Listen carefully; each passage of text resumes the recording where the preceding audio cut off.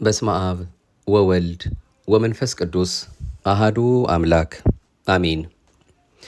ምኩራብ የአይሁድ ቤተ ጸሎት ነው። ከ10 በላይ አይሁዳውያን ባለትዳር አይሁድ በአንድ መንደር ካሉ አንድ ምኩራብ እንዲሰራላቸው የአይሁድ ሕግ ያዛል። በምኩራብ አይሁድ ይጸልያሉ፣ ይማራሉ፣ ያስተምራሉ። በአጠቃላይም ስርዓት አምልኮን ይፈጽማሉ። ጌታችን መድኃኒታችን ኢየሱስ ክርስቶስ በዚያ ምኩራብ ለማስተማር በገባ ጊዜ ግን በተቃራኒው መሸጫና መለወጫ ሆነው ርግብንና በሬን ሲነግዱ እንደነበረ ተጽፏል። ጌታችንም ይህን አይቶ እንደፈለጋችሁ ሁኑ ብሎ ዝም አላላቸውም። ይልቁንም የገመድ ጅራፍ አበጅቶ እየገረፋቸው የርግብ ሻጮችንም ወንበር እየገለበጠ አሳደዳቸው እንጂ። ቤቴ የጸሎት ቤት ይባላል፣ እናንተ ግን የወንበዴዎች ዋሻ፣ የቀማኞች መሸሻ አደረጋችሁት በማለት ለጸሎት ያይደለ ለንግድ የገቡት ከቤተ መቅደስ እንዲወጡ አድርጓል። ይህች ምኩራብ የዛሬቱ ቤተ ክርስቲያን ምሳሌ ነች። ከዚህም የተነሳ ይህ ሳምንት የቤተ ክርስቲያን የመንጻት ሳምንት ይባላል። ምክንያቱም ከቤተ ክርስቲያኑ ወይም ከምኩራብ ለቤቱ የማይገቡትን ሰዎችና ስርዓታቸውንም አውጥቶ ቤቱን አንጽቷልና። ዮሐንስ ወንጌል ምዕራፍ 2 ቁጥር 12 አንድም ቤት የተባለው የኛ ሰውነት ነው፣ ሸቀጥም የተባለው ክፉ ስራ፣ ተንኮልና ኃጢአት ነው። ስለዚህ ቤት የተባለውን ሰውነታችንን በንስሐ ካልታጠብን፣ ለእግዚአብሔር ማደሪያ የሚገባም ካላደረግነው እግዚአብሔር ከዕለታት አንድ ቀን ገርፎ የሚያስወጣን መሆኑን የሚገልጽ ነው። ስለዚህ ካሁኑ ንስሐ ገብተን ልንሰናዳ ያስፈልገናል። በዚህ ሳምንት ነቢየ እግዚአብሔር ቅዱስ ዳዊት ከተናገራቸው ትንቢት መካከል በመዝሙር 68 ቁጥር 9 ላይ ያለው ኃይለ ቃል ይዘከራል።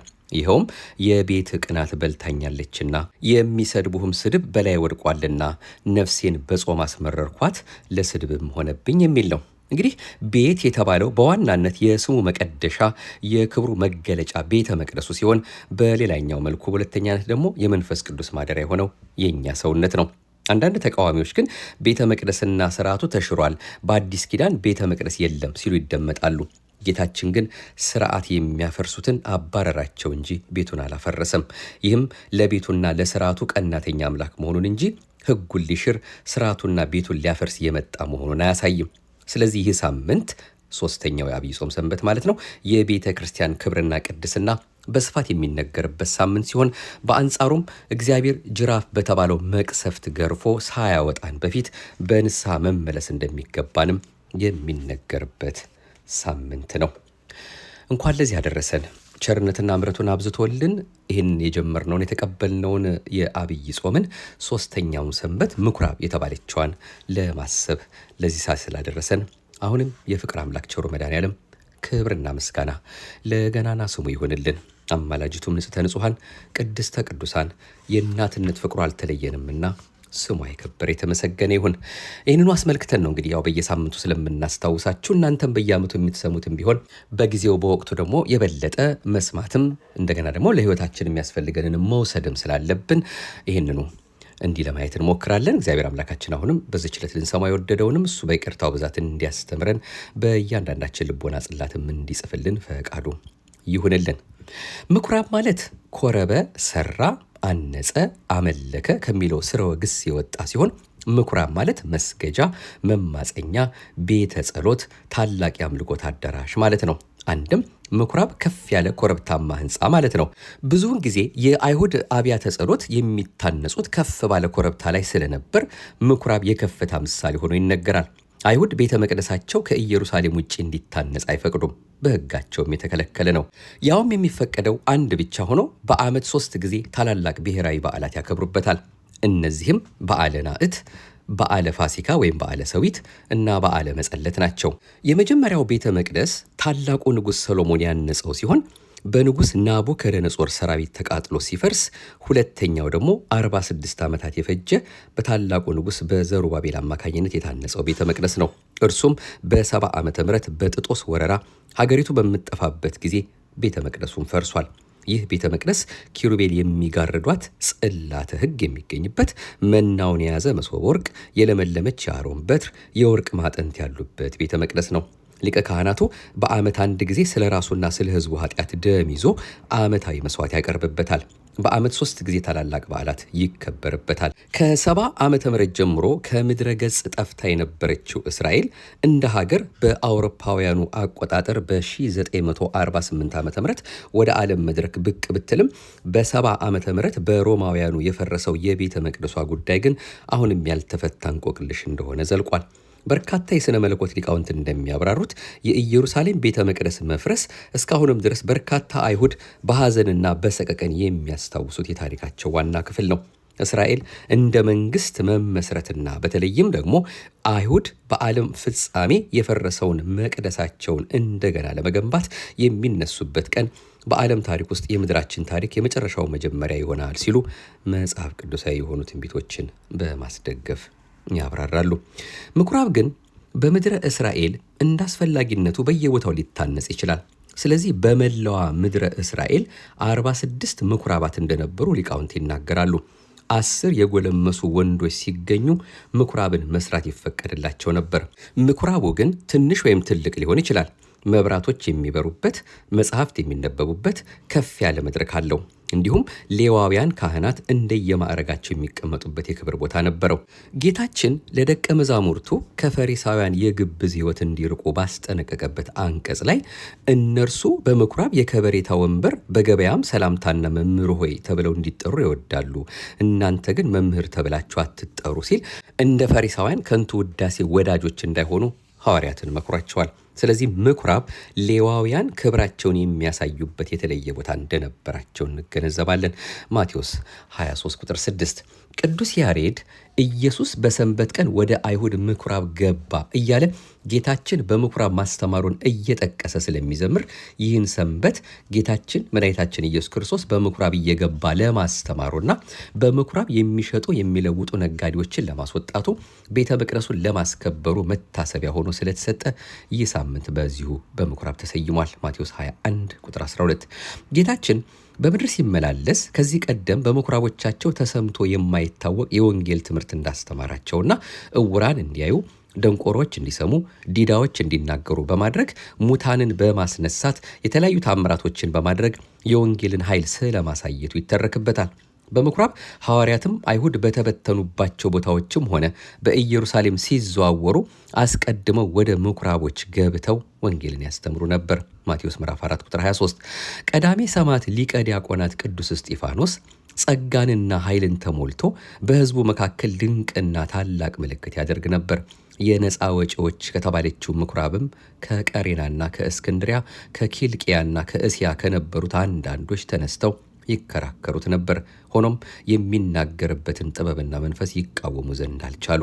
የሐዋርያት ሥራ ምዕራፍ 6 ቁጥር 9 አባቶቻችን ሐዋርያት ወደ አይሁድ ምኩራብ ገብተው ከአይሁድና ከግሪክ ሰዎች እስኪያምኑ ድረስ ብዙ ይናገሩ ነበር።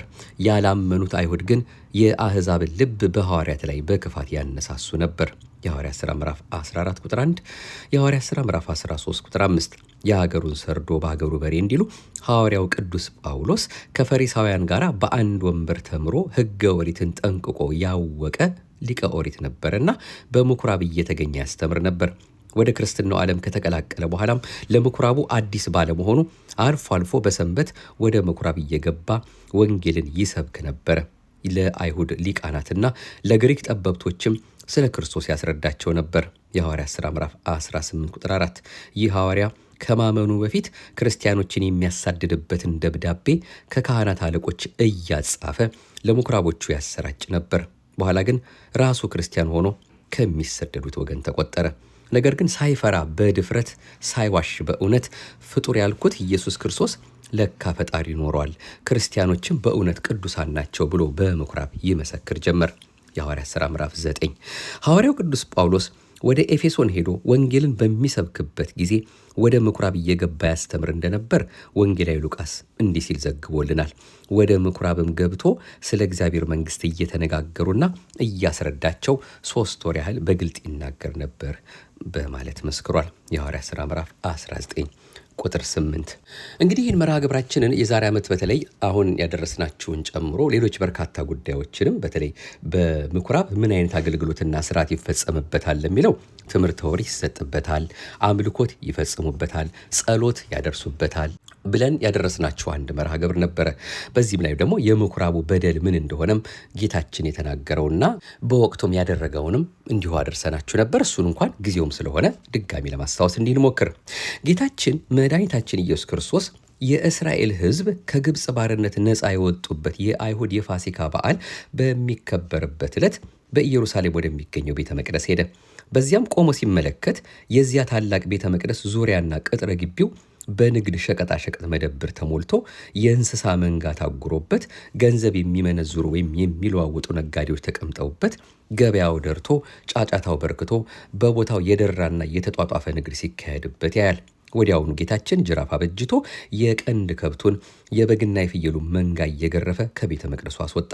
የገንዘብ ለዋጮችንም ወንበርና ጠረጴዛቸውን ሁሉ ገለባበጠባቸው። ርግቦች ግን በትር ስለማይችሉ ጉዳት እንዲደርስባቸው አላደረገም። ስለዚህም ርግብ ሻጮችን እነዚህን ርግቦች ከዚህ አውጡ ብሎ አዘዘ እንጂ አልገረፋቸውም። ደግ ሰው ለእንስሳው ነፍስ ይራራል ተብሎ በምሳሌ ሰለሞን እንደተጻፈ ምሳሌ 12 ጌታችንም ለእንስሳት ርኅራኄን አሳይቷል። የአባቴን ቤት መሸጫ መለወጫ አታድርጉት ያለውን ቃል ጌታችን ግን በማቴዎስ ወንጌል ምዕራፍ 21 ላይ የሌባ ዋሻ የቀማኛ መሸሻ አታድርጉት በማለትም አጠናክሮታል። ጌታችን ይህን ያለው የተቀማና የተሰረቀውን ሁሉ ወደዚያ እያመጡ ይሸጡበት ስለነበር ነው። ጌታችን በቤተ መቅደስ ይነግዱ የነበሩትን ያስወጣቸው ስለ ቤተ መቅደስ ተቆጭቶና ተቆርቆሮ ነበር። ሁላችንም መድኃኔዓለም በደሙ ለዋጃት ቅድስት ቤተ ክርስቲያን የዚህ አይነት ቅናትና ተቆርቋሪነት ሊኖረን እንደሚገባም አብነት ሲሆነን ነው። ሕዝቡ ያን ያደረጉበት ምክንያት አንደኛ ከሮማውያን ቀረጥ ነፃ ለመሆን ነበር። ሁለተኛው የጦርነት ግርግር ቢነሳ ቤተ መቅደሱን ጥግ አድርገው ለመዋጋት እንዲመቻቸው ነበር የሚሉም አሉ። በአንድምታ ትርጓሜ ተጽፎ እንደሚገኘው ካህናቱም እንኳ ሳይቀሩ የዚሁ የንግድ ሥራ ተካፋዮችና ተፎካካሪዎች እንደነበሩ ይነገራል። እስራኤል ከሚጠት በኋላ በሕጋቸው በወደዱት ሀገር የሚኖሩ ሆነዋል። ለበዓለ መጸለት፣ ለበዓለ ፋሲካ፣ ለበዓለ ሰዊት ይመጣሉ። ሲመጡ ያማረውን የወፈረውን የሰባውን ይዘው ይመጣሉ። በጎዳና ይከሳባቸዋል። ካህናቱ ሕጋችን የከሳ አንካሳ፣ የታወረ፣ ጸጉሩ ያረረ፣ አካሉ የጎደለ፣ ሰውነቱ የጎሰቆለ መስዋዕት የተረገመ ነው ይላልና አንቀበላችሁም ይሏቸዋል። እኛስ የሰባውን ያማረውን የወፈረውን ይዘን መተን ነበር፣ በጎዳና ከስቶብን ነው እንጂ ይሏቸዋል። ደግነቱ ካለ ከኛ ያማረ የወፈረ የሰባ አለ፣ በአንድ ሁለት ሰጥታችሁ አትሄዱም ይሏቸዋል። ያን ሰጥተው እንደገና ሌላ ሊያመጡ ይሄዳሉ። እንዲህ እያደረጉ ትንሽ ከሳ ካለ ምክንያት እየፈለጉ በአንድ ሁለት እየለወጡ በዚህ መልኩ ሕዝቡን ይበዘብዙ ነበር። አንድም ነጭ ወርቅ፣ ቀይ ወርቅ፣ ዝማም ወርቅ አለ። ነጭ ወርቅ ይዘው ይመጣሉ። ይህንኑ ይጠቅሱባቸዋል። ብናጣ ነው እንጂ ይሏቸዋል። ደግነቱ ካለ ከኛ ቀይ ወርቅ ዝማም ወርቅ አለ፣ በአንድ ሁለት ሰጥታችሁ አትሄዱም ይሏቸዋል። ያን ሰጥተው ሊያመጡ ይሄዳሉ። አንድም የካህናቱ ክልክል ቦታ አላቸው። ይህ ማለት ካህናት ብቻ የሚገቡበት ቦታ ማለት ነው። የአካባቢው ሰው በዙሪያው ከብት እየነዳ ሲሄድ እርድ አንቀጥቅጥ የሚባል አስፈሪ ግምጃ ለብሰው ይታዩታል። ከብቱ ደንብሮ ይገባል። አውጥቼ ልውሰድ ያለ እንደሆነ ከል የገባ አይነጣ፣ ከቤተ እግዚአብሔር የገባ አይወጣ እያሉ ያስቀሩባቸዋል። እንዲህ እያደረጉ ምዕመናኑን እስኪማረሩ ድረስ በብዙ መንገድ ይበዘብዙ ነበር ይለናል አንድምታ ትርጓሜ። ዛሬም በዘመናችን በአንዳንድ አብያተ ክርስቲያናት ዙሪያ የንግድ ተግባር ሲከናወን እንመለከታለን። እንግዲህ ከላይ እንዳየነው ጌታችን ኢየሱስ ክርስቶስ በንግድ ሥራ ላይ ተሰማርተው የነበሩትን ሁሉ በጅራፍ እየገረፈ ከቤተ መቅደሱ ግቢ ባስወጣቸው ጊዜ የሕዝቡ ተወካዮች የነበሩት ጸሐፍትና ፈሪሳውያን ወደ ጌታ ቀርበው ዙሪያውን በመክበብ እንዲህ አድርገህ ገበያ የምትፈታ አንተ ማነህ? ይህንንም ለማድረግ እንደምትችል ምን ምልክት ታሳየናለህ? እያሉ በጥያቄ ያዋከቡት። እርሱ ግን የሰጣቸው መልስ በቅኔያዊ ቋንቋ ሸፍኖ ይህን ቤተ መቅደስ ብታፈርሱት እኔ በ3 ቀን አነሳዋለሁ የሚል ነበር። እነርሱ ግን ሚስጥሩ ሳይገባቸው በመደናበር ይህን ቤተ መቅደስ ለመስራት እኮ 46 ዓመት ፈጅቷል፣ ታዲያ አንተ እንዴት አድርገህ ነው በ3 ቀን ውስጥ መስራት የምትችለው ብለው ጠየቁት። እነርሱ ይህን የጠየቁት ጌታ በአንዲት ቃል ብቻ ይህን ዓለም የፈጠረ የባሕርይ አምላክ መሆኑን ስላላወቁ ነበር። እርሱ ግን የተናገረው ዘሩባቤል ስላሰራው ቤተ መቅደስ ሳይሆን እኔን ሰቅላችሁ ብትገሉኝ በሦስተኛው ቀን ከሞት እነሳለሁ ማለቱ ነበር። ሌላው ሕዝብ ይቅርና ከራሱ ከጌታችን ጋር ሆኖ 3 ዓመት ከ3 ወር እየተማሩ የቆዩት ደቀ መዛሙርቱ እንኳ ይህን ምስጢር ማስተዋል የቻሉት ጌታ በፈቃዱ የሞትን ጽዋ ተቀብሎና ወደ ከርሰ መቃብር ወርዶ ከሙታን ተለይቶ በተነሳ ጊዜ ነበር። ዮሐንስ ምዕራፍ 2 ቁጥር 22። እንግዲህ የዛሬዋ ምኩራብ ማናት ቢባል የዛሬዋ ምኩራብ ቅድስት ቤተ ክርስቲያን ናት። የዛሬዋ ምኩራብ አካለ ክርስቲያን ናት። የዛሬዋ ምኩራብ ማህበረ ምእመናን ናት። በዕለቱ የምኩራብ ዕለት ወይም ዕለተ ሰንበት ማለት ነው የሚሰበከው ምስባክ እስመ ቅንዓተ ቤትከ በልዐኒ ከላይ እንዳነሳ ነው ማለት ነው። የቤት ቅናት ይበላኛል እንደተባለው ነው። ትዕይርቶሙ ለእለ ይትዔየሩከ ወድቀ ላዕሌየ ወጻእክዋ በጾም ለነፍሴ የሚለውና ዮሐንስ ወንጌል ምዕራፍ 2 ከቁጥር 12 ጀምሮ ምንባባቱም ቆላሲስ ምዕራፍ 2 ከቁጥር 16 እስከ ፍጻሜ፣ ያዕቆብ ምዕራፍ 2 ከቁጥር 14 እስከ ፍጻሜ፣ የሐዋርያት ሥራ ምዕራፍ 10 ከቁጥር 1 እስከ 9 ነው። እንደው ምስባኩን ለማየት ያህል እስመ ቅንዓተ ቤትከ በልዐኒ በቤተ መቅደስህ ስዕለ ፀሐይ ስለውበት መሥዋዕተ እሪያ ሰውተውበት አይቼ የቀናሁት ቅናት እንደ እሳት አቃጠለኝ፣ እንደ እግር እሳት ለበለበኝ። አንድም ቤተ መቅደስህን መሸጫ መነገጃ የሥጋ ገበያ አድርገው ታይቼ የቀናሁት ቅናት እንደ እሳት አቃጠለኝ የሚል ነው። ትዕይርቶሙ ለእለ ይትዔየሩከ ወድቀ ላዕሌየ የሚለው ደግሞ አንተን የተገዳደሩህ ተግዳሮት በእኔ ላይ ደረሰ። ይህ ማለት ስዕለ ፀሐይ አቆመው መሥዋዕተ እሪያ ሰውተው እየተገዳደሩህ ወይም እንደተገዳደሩህ እኔንም ለስዕለ ፀሐይ ስገድ መሥዋዕተ እሪያ ብላ ብለው ተገዳደሩኝ ነው። ወጻእክዋ በጾም ለነፍሴ ሰውነቴን በቀጠና በረሃብ በስልት በጾም በስግደት አደከምኳት። መተርጉማን ይህን ገጸ ንባብ ሲያመሰጥሩት ዳዊት የተናገረው ወደፊት ስለሚሆነው ነገር በጌታችን በኢየሱስ ክርስቶስ ተገብቶ ነው ይላሉ። ይኸውም ደግሞ ይህ የትንቢት ቃል ማለት ነው በክርስቶስ ይፈጸም ዘንድ ዘመኑ ሲደርስ ጌታ ወደ ምኩራብ ገብቶ ቤቴ የጸሎት ቤት ነው እንጂ የሌቦች ዋሻ አይደለም ብሎ መቅደሱን እንዳጸዳ ካህናቱንም እንደገሰጸ በወንጌሉ እናነባለን። ሊቃውንቱም አያይዘው ትዕይርቶሙ ለእለ ይትዔየሩከ የሚለውን ቃል ሲተረጉሙ የሚሰድቡህም ስድብ በላይ ወድቋልና የሚለውን ማለት ነው። ተናጋሪው እግዚአብሔር ወልድ ነው። አባቴ ሆይ በደብተራ ኦሪት 2 እጓላተ ለሐማ ቆመው አንተን እንደተገዳደሩህ እኔንም አባቴ ላከኝ እኔም ከእርሱ ተላኩኝ ብዬ ብነግራቸው እኛ እናትና አባቱን እያወቅን እንዴት ከሰማይ ወረድኩ ይለናል ብለው ተገዳደሩኝ። አንድም አንተ ከሰማይ መና ወርደህ ብትመግባቸው እግዚአብሔር በምድረ በዳ መና ማውረድ ይችላልን? ምን ትጣዕሙ ለዝ መና የዚህ መና ጣዕሙ ምንድን ነው ይሰለቻል ብለው እንደተፈታተኑህ እኔንም የወልደ እጓለ እመሕያው የክርስቶስ ሥጋውን ካልበላችሁ ደሙን ካልጠጣችሁ የዘላለም ሕይወት የላችሁም ብዬ ብነግራቸው እንበላ ዘንድ የእርሱን ሥጋ እንዴት ሊሰጠን ይችላል ብለው ተገዳደሩኝ በማለት ሊቃውንት ይህንኑ ያመሰጥሩታል። መዝሙር 68 ቁጥር 9 ምስባኩ ነው። ሮሜ 15 ቁጥር 3፣ ዘጸአት ምዕራፍ 16 ቁጥር 15፣ ዮሐንስ ወንጌል ምዕራፍ 6 ቁጥር 53፣ ዘጸአት 34 ቁጥር 28፣ ማቴዎስ ምዕራፍ 4 ቁጥር 28። እንግዲህ በዚህ በሶስተኛው ሰንበት ምኩራብ ብለን በምንጠራው ማለት ነው ኢየሱስም በምኩራቦቻቸው እያስተማረ የመንግስትን ወንጌል እየሰበከ በሕዝቡም ያለውን ደዌና ሕማም ሁሉ እየፈወሰ በገሊላ ሆኖ ይዞር ነበር ተብሎ እንደተነገረን በማቴዎስ ወንጌል ምዕራፍ 9 ቁጥር 35 ላይ ይህንን የማስተማሩን ነገር የምናይበት ባሕረ ጥበባት መጋቢ ምስጢራት ቅዱስ ያሬድም ደግሞ ትውፊትን መሰረት ይዞ ቃለ ወንጌልን ተመርኩዞም ሲዘምር ቦአ ኢየሱስ ምኩራበ አይሁድ በዕለተ ሰንበት ወመሐረ ቃለ ሃይማኖት እንዘ ይብል ምጽዋተ አበድር እመስዋዕት። ኢየሱስ በሰንበት ቀን ወደ አይሁድ ምኩራብ ገባ፣ ከመስዋዕት ይልቅ ምጽዋትን እመርጣለሁ እያለ የሃይማኖትን ቃል አስተማረ በማለት እንግዲህ በምኩራብ ከሚሰጡ አገልግሎቶች አንዱ ስብከተ ወንጌል መሆኑን መዝግቦ እንደነገረን እንዳስተማረን ለሁላችንም በዚህ መልኩም ደግሞ ትምህርቱ እንደሚሰጥ እንድናስተውለው የሚያሳስብ ጉዳይ ነው። ይህንኑ መርሃ ግብራችን ምናልባት በክፍል 2 ለማየት እንዲያመቸን የቤት ቅናት በልታኛለችና የሚሰድቡህም ስድብ በላይ ወድቋልና ነፍሴን በጾም አስመረርኳት ለስድብም ሆነብኝ የሚለው በዚሁ በመዝሙር 68 ቁጥር 9 ላይ ያለውን በዕለተ ሰንበት የሚሰበከውን ምስባክ ምክንያት አድርገን እኛም ስለ ቅናት የእግዚአብሔር ቅናትና የሰው ቅናት የሚባላለና እነዚህን ሁለቱን በክፍል 2 መለስ ብለን የምንመለከተው አንድ መርሃ ግብር ይኖረናል። እንግዲህ ሳምንቱን ተከትለን እኛም ከዚሁ ጋር የሚያያዙ አንዳንድ ትምህርቶችን ነው መድኃኔዓለም ኢየሱስ ክርስቶስ በቅርባችን ካሉ ምንጮች እየጠቀስን እንድንሰማ የሚፈቅድልንና ይህንኑ በጊዜው ጊዜ እየተነጋገርንበት እናልፋለን። አሁንም የደግነት ባለቤት የፍቅር አምላክ ከዚች ሰንበትም ረድኤት በረከት እንዲያሳትፈን እሱ ደስ ብሎት የሚቀበል ጾም እንዲያደርግልን የሁላችንም ልቦና የሁላችንም ሰውነት እሱ ያውቀዋልና ይህን ቤተ መቅደስ ተብሎ የተሰየመውን ቤተ መቅደስም የሆነውን ሰውነታችንን የማይገባ ገበያ በልባችን ላይ አንግሰንበት ውሸት ሊሆን ይችላል፣ ሐሜቱ፣ ዘረኝነቱ፣ እግዚአብሔር የማይወዳቸው በርካታ ነገሮች አሉ። እነዚህን ነገሮች ሁሉ በቃሉ ጅራፍነት እሱ በቸርነቱ እንዲያስወጣልን ቤቱን ቤተ መቅደስ አድርገን የጸሎት ቤት፣ የእምነት ቤት፣ የትጋት ቤት፣ የጾም ቤት ብቻ እግዚአብሔር አምላክ የሚገለጥበት የሚመሰገንበት እርሱም ደግሞ ለእኛ ሲል ያን ሁሉ መከራ የተቀበለበት ቅዱስ ሰውነት መሆኑን እያሰብን ስለ ራሳችን ተጠንቅቀን ደግነቱና ምሕረቱን እየናፈቅን እንድንኖርበት ያስፈልገናልና በዚህ መልኩ አምላካችን እንዲረዳን ደግነቱን እንዲያበዛልን ሁልጊዜም እሱን የምናስብበት ጥበብ ማስተዋሉን እንዳይነፍገንም የአምላካችን የፍቅር አምላክ የተቀደሰ ፈቃዱ ይሁንልን።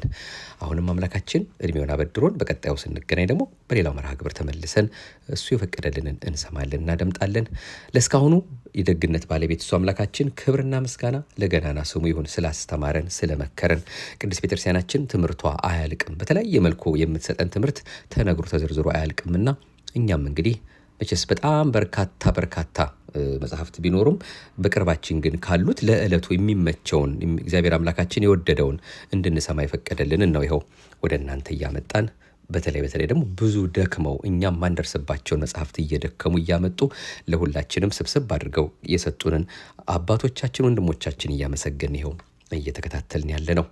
እንደተለመደው የዛሬው መርሃ ግብራችንንም ደግሞ ያገኘነው ሰባቱ አጽዋማት ከተባለው ጾም ለምን እንዴትና መቼ ከተባለው መጽሐፍና ሆህተ ስብከት ዘቅዱስ ያሬድ ቅጽ 2 በሊቀ ጉባኤ ጌታሁን ደምጸ ከተጻፈው ነው። እንግዲህ እነዚህንም መጽሐፍት እንድትይዟቸው ነው።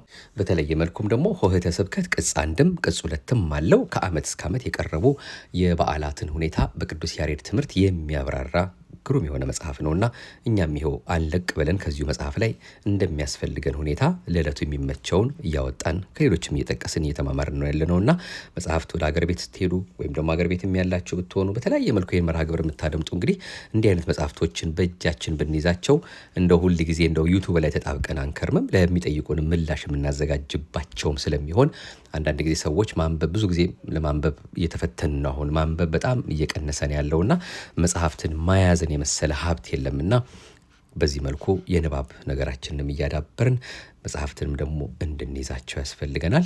እኛም ያው እስከዛሬም ስንነግራችሁ እንደነበረው በቅርባችን ካሉ ብዙ ምሩቅ ሳንሄድ እየገዛን ያጠራቀምናቸው በተለያየ መልኩ ለሕይወታችን ጥቅም ይሆኑናል ብለን የያዝናቸው መጽሐፍቶች፣ መጽሔቶች እንዲሁም ከድረገጽም እያመጣን ስለሆነ የምንከታተለው ምናልባት እንደዚህ መጽሐፍቶች እጃችሁ እስኪገቡ ድረስ አንዳንድ ነገሮችን አለፍ እያል ወደ እናንተ ማድረሳችን እኛም እንቀጥላለን።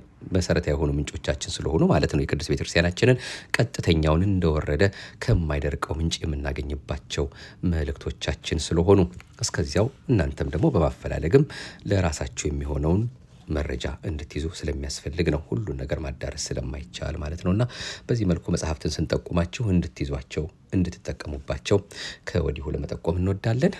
የዛሬውን እግዚአብሔር አምላካችን በወደደ ያስተማረንን በዚህ መልኩ በክፍል 1 ጨረስን። ክፍል 2 እንመለስበታለን። ስለ ቅናት የምንነጋገረው አንድ ሌላ መርሃ ግብር ይዘን እንመለሳለን።